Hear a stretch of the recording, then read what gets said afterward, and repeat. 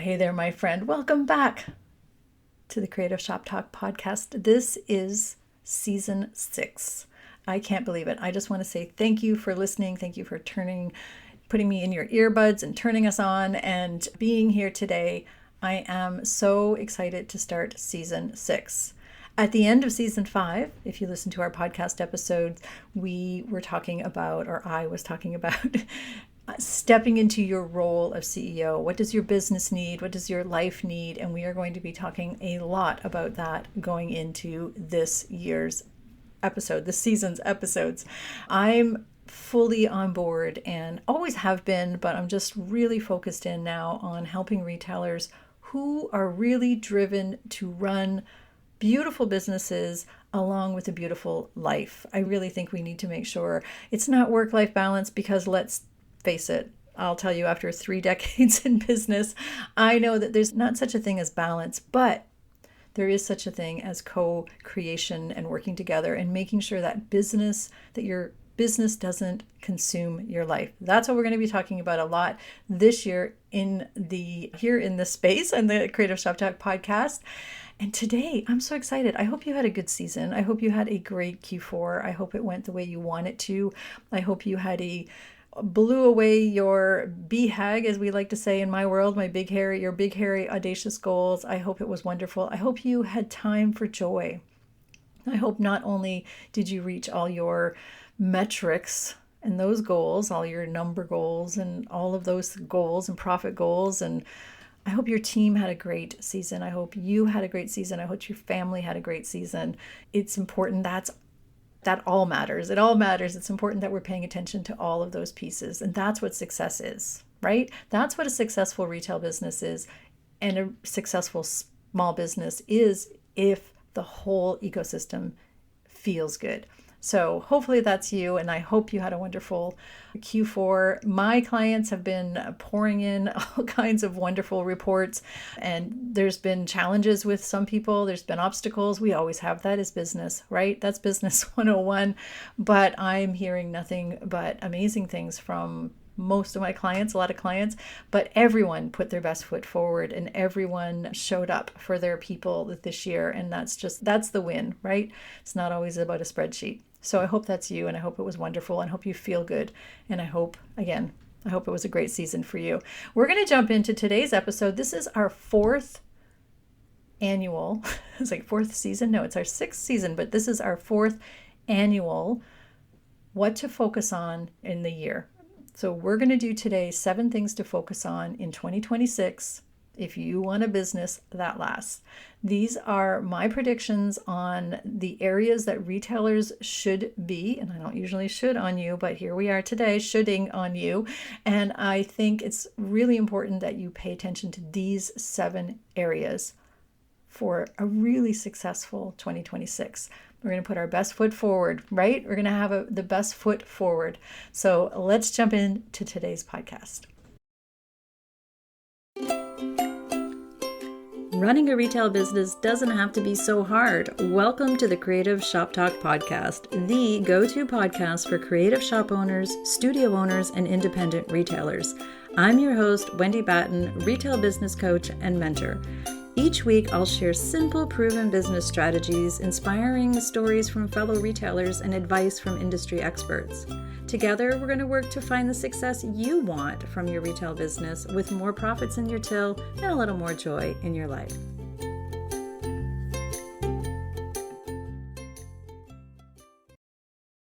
All right, do you ever wonder why some shops just seem to thrive? Like, you look down the road and like Susie's doing great. How come Susie's doing great? You look 2 doors down, or maybe you're 2 doors down and you're having a little struggle.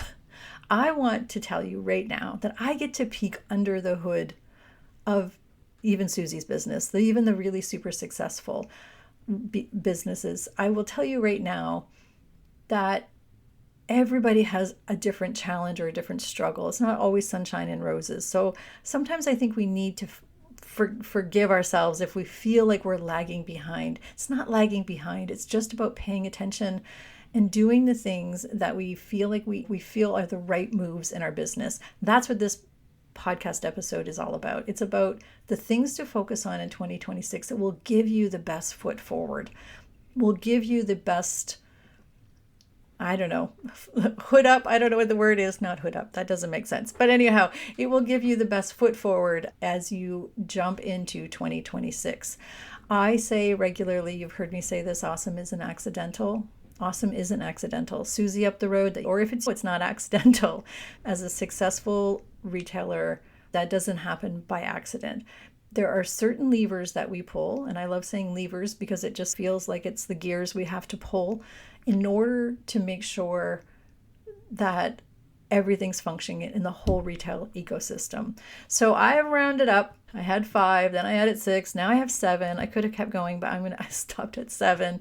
And you can agree or not agree. These are things that I will probably get some pushback on a little bit. Not super fluffy either. They're not super generic. I got pretty not specific, but hopefully these will help you. And it's not meant to add work to your plate. It's meant to refine and help you optimize what to pay attention to in your business. If you're serious about your business, if you're serious about running a future forward business, if you're serious about your brand and building a business that lasts, if you're serious about just having a really feel good business, this is what we're going to work on today. All right, let's jump in so we can get through them and you don't have to hang out with me like for 3 hours. All right, number 1, the first thing, we need to make sure that we are focused on building a solid brand, a brand that means something. Now, what do I mean by that? A brand that means something to you, means something to your team, it means something to your community. It makes people smile when they mention you in the street. People want to work there. You want to be an employer of choice. You want to be a place where people want to go to. And we'll get more into that later. But this is by building a brand that means something. Meaningful, I think being a meaningful business in my vision, in my world, means that you stand for something. People can trust you. They can trust your service. They can trust your products. The standards are good and consistent. You care about hospitality, and hospitality comes from the top down. The culture of your business, the culture that you're building, the mission that you're on. Your brand needs to be future thinking about all of these areas. And you as the visionary, you're not just running a store. Like you're not just like opening the doors and selling stuff. That's not a brand. Leaders of stores that focus on future vision and think of the whole ecosystem, all of the parts of a retail business, and what their role in it, and they take it seriously, these are the retailers. This is what I mean by building a brand that means something. This is what you stepping into that role. So that's the first thing, is building a brand that means something. And this is all of the things I'm sharing today. I will tell you right now, we are focusing on all of these things inside my coaching containers, inside my Level Up Mastermind with my private clients. These are the conversations that we are having. These are the conversations with the retailers that are running solid businesses. Everything that I'm sharing with you today, these are the themes that we'll be talking about inside my coaching containers this year. So I'm serious about why these things matter and how they fit into to future proofing our business. Okay, number 2. Here we go. The numbers. You need to focus on profit clarity, not just sales. So if you don't know what's actually making you money and you're just guessing, this is the year you have to really double down in this. We need to know our true profit drivers, not just our top line revenue, not just like what's selling. We need to know what are profit drivers. That's not always the same thing. We need to level up our skills at using our data to make decisions. Oh man, last year I have so many clients that made awesome decisions. Some said no to opportunities. Some said yes to opportunities. Some had growth and change because they learned their data. They made decisions based on the data. I'm here to tell you that data is only part of the equation. Heart, intuition, and data all go together to make decisions. But not having that data part and just making decisions from your heart and your intuition can get you in trouble.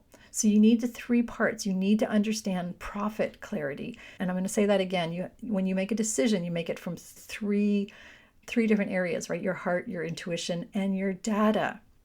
Your data is so important. Learn to read your P&L, learn to read your balance sheet. Double down on the learning skills of that. And you're not alone. If you're listening to this and you're like, oh, I'm squirmy, Wendy, I don't want to do that. This is the year. Just start wherever you are. You know you're capable. You know your numbers, already know your sales numbers. You probably know your margins and you know what your expenses are, but go a little deeper. Go a little deeper. This is the year to double down on that.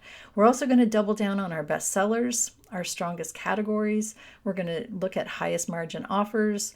We're going to stop investing a lot of time and money in things that are busy work for us. Maybe we're going to pay a little more attention to focused hours, like where our staff's spending their hours, where we're spending our hours, our money. So it's not just about inventory. It's not just about sales. It's about where are we spending our money? Where are we wasting man hours? We're going to go line by line and we're going to audit and check through our expenses. And this is actually something that my clients are doing on a weekly basis. Some of them, or at least a monthly basis, they're just going through everything. Like they have a money date every week. Understanding your profits. What is driving profit? Not what's driving sales, but what's driving profit. So small business owners, I'm going to say this, and I don't want it to come out bad, but small business owners are busy and broke because they haven't really clearly identified where their time creates the biggest return, and they have not taken the time to read the data. So I don't want you to be busy and broke because you're just spending your time spinning your wheels. I want you to spend time on your time and understand your time needs to be valuable.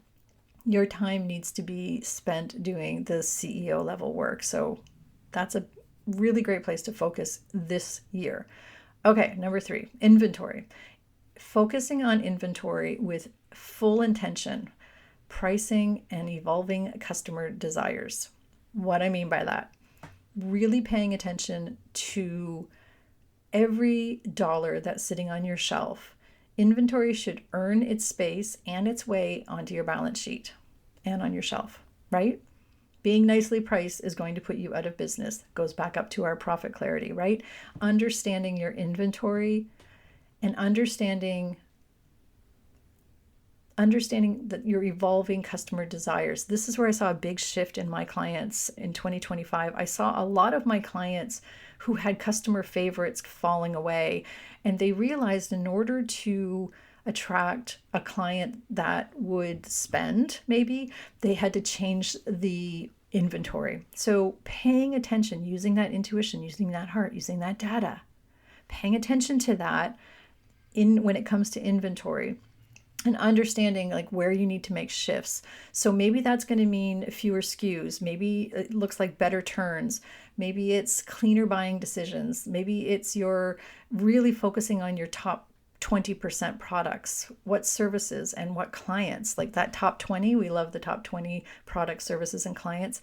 Revisiting our revenue streams. Maybe we need to add or subtract based on profits. Stop guessing if your workshops or your offer or whatever that extra thing is you're doing or that different category in your business is profitable. Stop guessing if it's profitable. Really get nitty gritty. This is a really inventory, your buying right now, understanding your buying practices. And I know a lot of my clients are spending a lot of time really focusing on their buying practices. That's hard to say, buying practices, by the way. So buying for margin and velocity, not novelty and fear, or just because we always did it that way.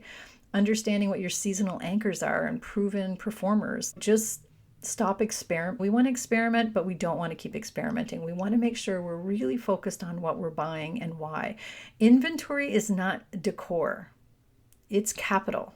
It's working capital. I'm going to say that again. This is where a lot of clients just think they need to fill their store. Inventory is not decor.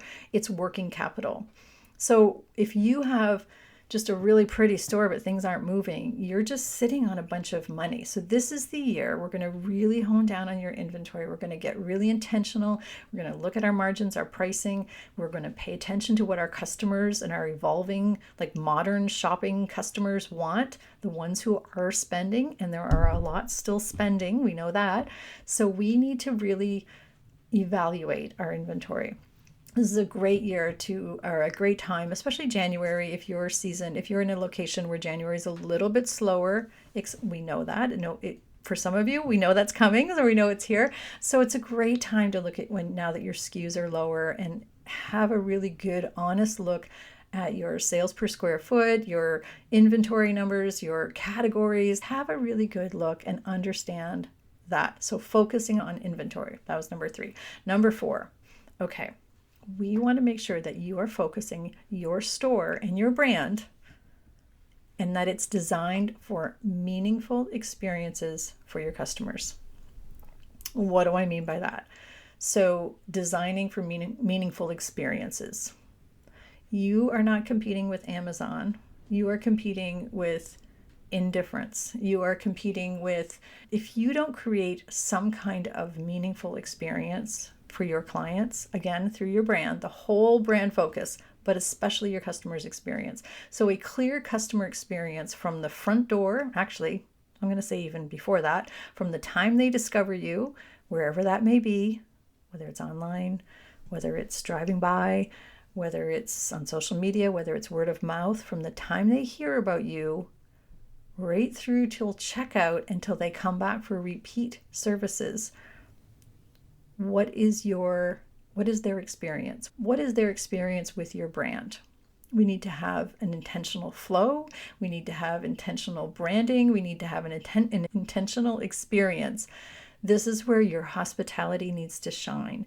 This is where we are no longer just selling stuff. We are no longer just workshops. We are no longer just a studio, whatever it is that you do.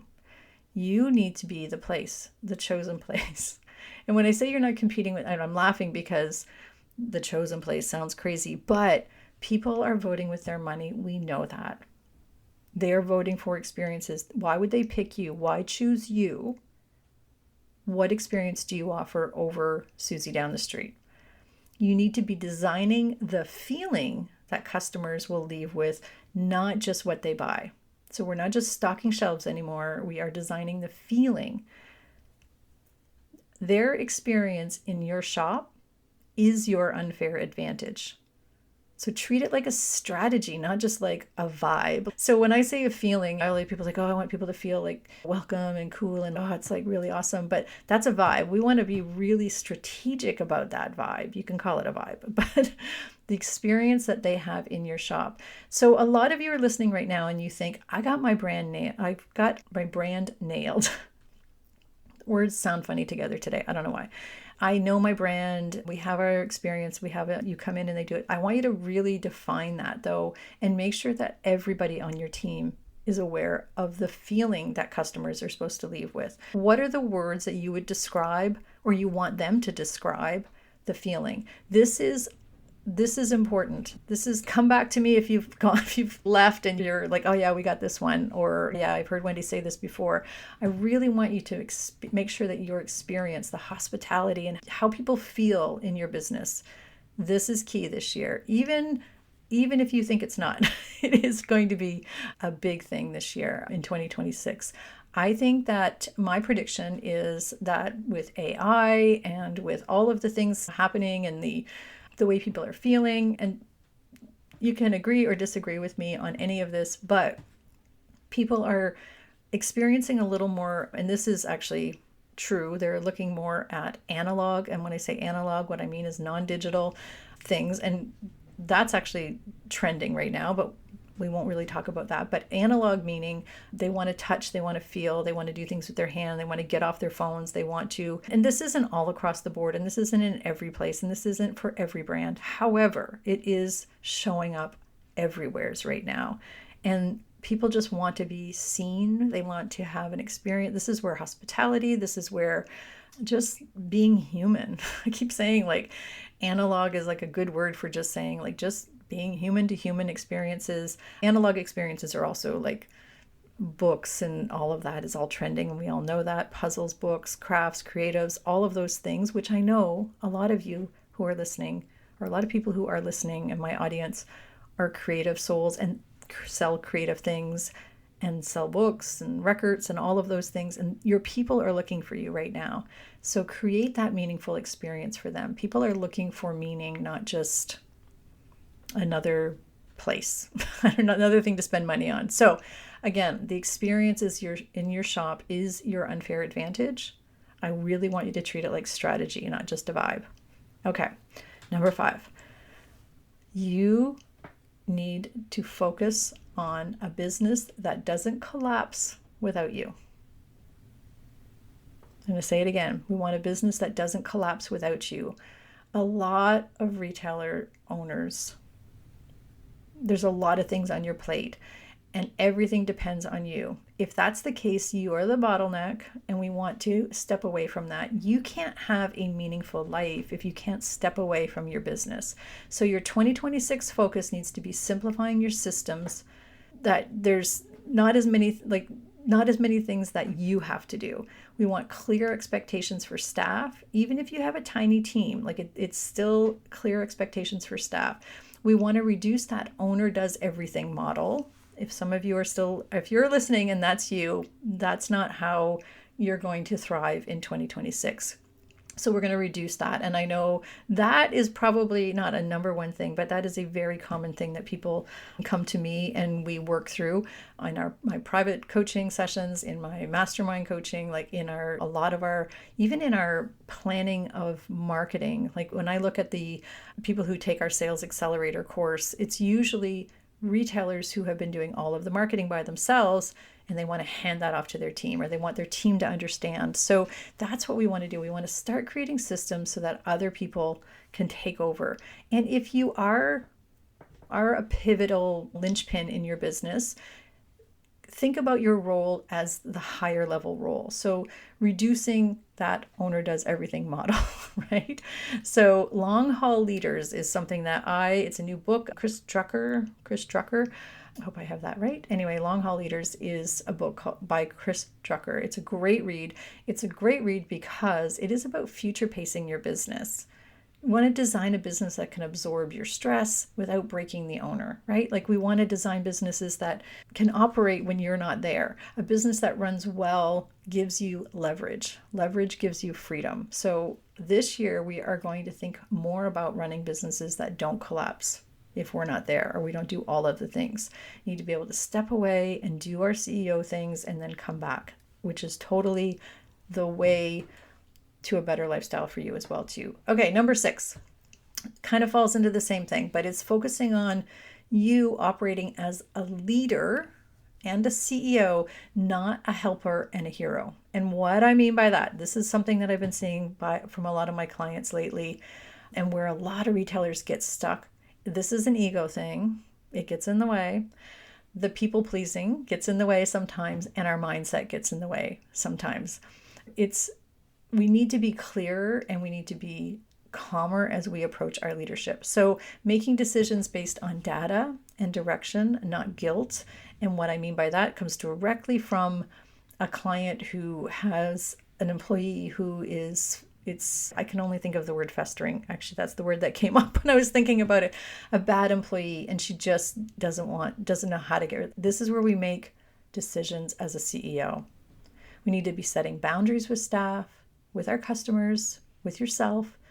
We need to let go of over-functioning and people-pleasing. We need to build systems that protect the owner's energy, back up to the other one. But also, we don't need you to have heroic effort in everything. And that's something I'm seeing a lot. I'm seeing a lot of the owners like swooping in to save everything. We don't need to do that. We need to make sure that we're working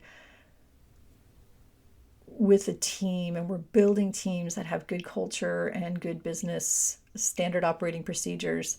We need to be investing in personal and business development. Our businesses are always changing. So we always need to be having like outside support, outside advisors in there. We need to learn new things. We need to plan for sustainability during hard seasons. These are the things that a true CEO is doing. These are the things we want to be stepping into. This is what I see again. This is what I see are retailers that are really, I always hate saying successful because success has a different meaning for everybody, but retailers who are happy in their business, who feel good in their business, who are building long-term brands, this is what they're doing. They are stepping into their role as the CEO. So number 6 is, again, about leadership. We need to learn to have confidence and earned authority in our business. So we need to focus on being a calm and credible CEO. We need to be the captain of the ship. So many of you are probably, if you're listening, there's probably many people out there laughing right now. I love using the analogy of captaining your ship. We need to steady the ship. We need to make sure that we are the calm influence in our brand. We are building brands, not creating jobs, right? So the calm of the ship, if the ship is rocking or the ship is not, it's sailing, it's up to us. We need to lead with steadiness, not reactivity. We need to make decisions but we need to do it from a place of, again, back to the data and heart and intuition, but we need to make decisions fast. We need to become, I call it the emotional thermostat of your business. I don't know. I heard that once and I like it. We need to be steady. We need to be steady in our thermostat. We can't be reactive and too hot, and we can't be dismissive. We can't be ostriching. And you've heard me say that here before. We need to create the culture that we want, and we want that you want, but also what your customers want and what your team wants. So it's really important to be thinking that through line all the way through. The captain of a ship, the captain of a real ship, they're not doing everything, but they're making sure that things are done properly. They have high standards. They are aiming. They know where they're going. They don't need a frantic, panicky person at the helm. They need you clear, and they need to be consistent, right? Like consistent and clear so everybody knows, so where nobody's freaking out, right? And I want you to think of the word steady when you're thinking about your role as the CEO. You need to be steady, and you need to be a visionary. You need to be looking to where and plotting out that path to where our business is going. This is your role as the captain, as that calm captain of your ship. Okay, number 7. And I know these are all leadership heavy base, and that is really, you can tell already that this is the vibe for 2026. We really need to step into our role as a leader, as a serious brand, facing hospitality and thinking, what do our customers want all the time? And so number 7, let's define what success looks like and include our life, include what does the successful business look like? When we're business planning, we need to come into business planning understanding what we want from it. This is why I do customized coaching, because everybody's idea of success is different. I have people who are bootstrappers and they're in there 24/7. They're and that's fine. They vibe, their brand, love their brand. Their life is in that world right now. I have other people who have been living that life and are not. That is not success. The business is successful. I have clients who have really successful on paper, on spreadsheets. I have really successful brands. They're profitable, their team is happy, the customers are happy, things are great, but they are burnt out or they are not fulfilled anymore. So you started this business for a reason. You started this business with a dream and a goal. And yes, your brand needs to be awesome. Your spreadsheet needs to be awesome. We're going to focus on profitability. We're going to focus on your brand, but your life also needs to be awesome. You cannot run an awesome business if you are just meh about it, or if it's burning you out, or if it's boring you, or if it's any of those things. So part of the things we want you to focus on this year is really truly defining success in a way that includes your life. Know where you are headed and why. If the business is working but your life isn't, this is not good. Something is broken, right? So in 2026, we are designing everything from the bottom up. And what I mean by that bottom up planning really means first we define what we need Like we need to make sure that you have enough time off. That means maybe you have to hire another manager. If you're opening a second store, we need to hire another team. What is it that you need? What is success for you first? And then we build that into the business plan. That is what we do. That is what I do. That is a big visionary goal and plan. Know what you are trying to achieve. Know what you really want. Like, what does that workload and revenue and the life around you look like? Many have, this is the thing that most people struggle to put down on paper. If you can't put it down on paper, if this was a video, by the way, you would see that my hands are like flying here now. If you can't put that down on paper, you can't achieve it. You can't achieve it. So you have to define that first. I'm going to challenge you to do that. Of all of these things, hopefully this is one that you'll take away. I just want to remind you, we're going to choose sustainability over constant grind when it comes to this. And we need to measure success beyond, we survived another year. That's not how we roll around here. We want success to be financially successful and profitable for you and your business. So your business should support your life. It's not indulgent, it's intelligent. I said that to somebody the other day, and I don't know, I wrote that line down because it's not indulgent, because she said she felt that was indulgent, and it's not, it's intelligent. So the bottom line, 2026 brick and mortar businesses are going to take strong, confident leaders. There's going to take a lot of focus on customers' well-being as well.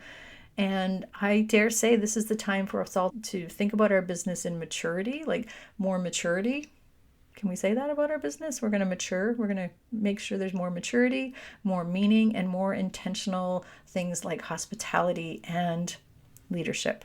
So I hope you found today's episode helpful. I know this was a long one. Thank you for listening and all the way to the end. Look at you listening all the way to the end. I appreciate you. Make sure you're subscribed to the podcast so you don't miss any episodes. Moving forward through the rest of this year, we plan on having weekly podcasts. At one point, we were thinking about changing things up in a little bit, but we have some great guests lined up for this season. We have some great podcast episodes coming at you, and they're all going to be geared towards making sure that your retail business is thriving this year. And you are as well. You as the leader, this is the year for you to just make sure it's all working for you, right? You want to make sure that this business that you've created and built and you love is working for you. So thank you for being here, my friend. You can find all of our information, how to work with me. We have mastermind groups. We have on-demand groups. Our signature course, the Retailer's Inner Circle program, is open only for a few more weeks, and then we are closing the doors until spring. We have not done this in a long time. We've decided to close the doors so we can concentrate on the members that are in there. So if you've been thinking about it, now is the time to jump in, because the doors will not be open for very long, and we'd love to see you in there. That is my group coaching program. Again, we have the Level Up Mastermind program, and I am working one-on-one and our on-demand programs as well too. So jump in my DMs. If you want to have a chat, jump in my DMs and we'll chat, or you can find out the information in show notes. And let's make sure that you have a strong and thought out and positive and awesome 2026. So thanks for being here. Remember, you are awesome is not accidental. So thanks for being here, my friend. We'll see you next week.